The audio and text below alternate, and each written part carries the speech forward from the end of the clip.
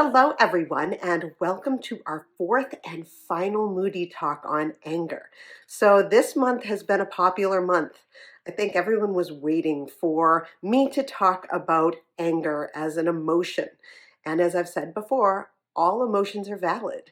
Anger gets a bad rap because I think we feel that anger is a negative feeling, but overall, anger can be scary because it can get out of control, right? And that's exactly what we're talking about with the coping skills that we're bringing to the table, okay?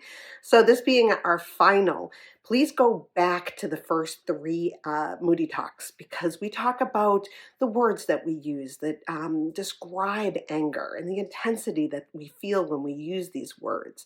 Same with body sensations that we may feel when we're having a very difficult time with anger.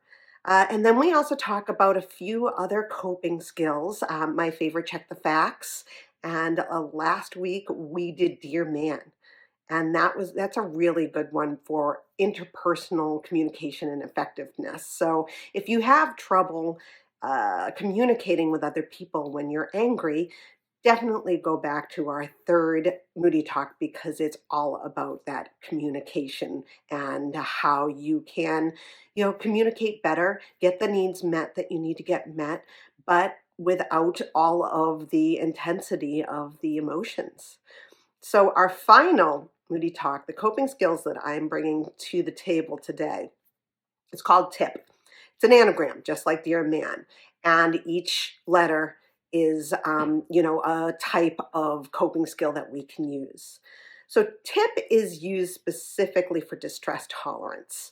Distress tolerance is when you're in a situation, when you've gone to that really stressful moment in time and you need to bring everything down, right? Emotion regulation is kind of when you're able to do it in the moment. This is when you've become distressed. You're in a very stressful situation and you need to relax. You need to find a skill that's going to bring down the intensity of the anger. Okay.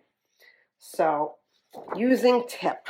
As I said, it's a DBT coping skill. It's for distress tolerance when your emotional intensity is too high to just breathe, right? And that's the difference between distress tolerance and emotion regulation. As I said, this is in the moment. You've gone past regulating your emotions. You're in a stressful situation. You're feeling intensely emotional. Okay? So this is a way for you to bring it back down. TIP is an anagram to remember when you need to lower intensity of emotions. Pretty straightforward. So let's start with T. All of these, not all of them, but most of them are physical ways of bringing down the intensity of your distress, okay? So changing your body temperature. Cold water can be a major wake up when you are feeling intense anger. Fill a large bowl with water and ice. Take the plunge. Hold your breath and put your face into the bowl. This is not my favorite, okay? I can't stand cold. I can't even go into the ocean for the most part. Only when I'm in like Florida or Mexico can I actually get into the ocean because I think it's too cold, okay? So this isn't for me, but it can help a lot of other people. There are people who do the cold plunges too, and that's the same kind of thing. You're changing your body temperature and taking down the stress in your body, okay? You can also keep a frozen washcloth balled up in the freezer, and this is what I do. Take it out when needed and rub on your face or pull it apart. So I will post, I have a special talk on the balled up frozen washcloth, and I will post that one as well because it's really great for kids, especially because you give them this frozen washcloth. It starts with being really cold in their hands, and it's really hard to pull apart. So as it's warming up, you're better able to pull it apart. You're concentrating more on the cold and pulling apart the washcloth than the intensity of your emotions. So it starts to level down, right? So that is T. Then we have intense exercise. Exercise can help to take you out of your head. Wear yourself out. Take the intense energy and use it to physically exhaust your body. A short burst of running using heavier weights than normal, jumping as if you have a jump rope, all can move your emotional thoughts to how your body is feeling. Okay. So another thing that you could do is, we can go back to tea and the temperature. Go for a quick run in the cold. Okay. Like it's winter now. It's pretty cold. It's in the I think mid 20s for us right now. So you could go out and do a quick run outside in the cold and come back. So you've not only exhausted your body, but you've also put that cold temperature in. So you're really changing your mind out of the distress and stress and into your body, taking away the emotion in the moment. Okay, then the first P is paced breathing. This is a great way to be able to calm yourself. I used this the other day in a surgical procedure. It was so necessary for me. I particularly do box breathing, and I talk about box breathing in here, and I also have another video about box breathing, so I'll link it. Focusing on exactly how you're breathing can help you get out of your head. So box breathing is a great way to focus primarily on your breath. Count to 4 while you breathe in. So you're going to do it like this. You're going to go 1, 2, 3, 4. You're breathing in. You're going to hold it for 4. You're going to breathe out for 4. And then you're going to hold it again for 4. Okay? So that's why it's called box breathing, because you can follow the line around. Okay?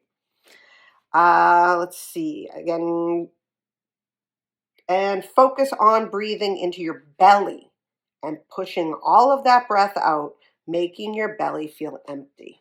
So big breaths in into your belly, blow it all the way out. Just keep it going until there's nothing left in your lungs or in your belly, okay? Belly breathing is the best way to be able to calm your breathing, especially if it's not regulated. If you're breathing quick and heavy, that kind of thing. Okay, and then there's another P that goes along with this. It is paired muscle relaxation. This is a good one. I like this one a lot. Focus on muscle tension while counting your breath. So you could do this while box breathing. While breathing in, tense all of your muscles so your body feels stiff. So like tensing it all. Hold your breath while you notice the tension. Breathe out and let the muscles relax. Be careful not to tense up too much so you don't get cramps, obviously. And say relax while breathing out and relaxing the muscles. So saying it along with doing it. You're putting all of your thoughts into this moment instead of on the distress that you're feeling. You're taking your mind off that distress and putting it into a physical way for us to, regulate ourselves and get out of that intense negative feeling, right? So that is tip.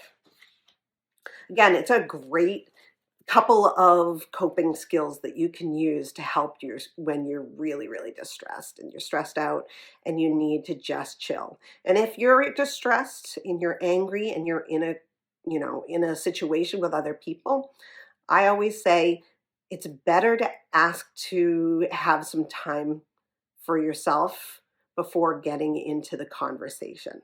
This gives you the chance to pull down that distress, get rid of that stress. May not all the way go away, and then be able to focus on the facts of a situation instead of putting so much emotion into it. And that's where Dear Man comes in, last week's coping skill. And I hope you'll go back and watch that because it's very, very good for interpersonal effectiveness and anger. Okay, well, I hope that this month gave you the skills that you can use to help you to better work with the emotion of anger. Again, all emotions are valid. Okay, anger is valid. It's teaching us something in the moment. Anger teaches us that we may be threatened, we may be disrespected, or that something that we were working hard on didn't come through, those kind of things. So anger is a valid emotion. It's just how you learn to cope with it, right? Have a great rest of your week. Bye.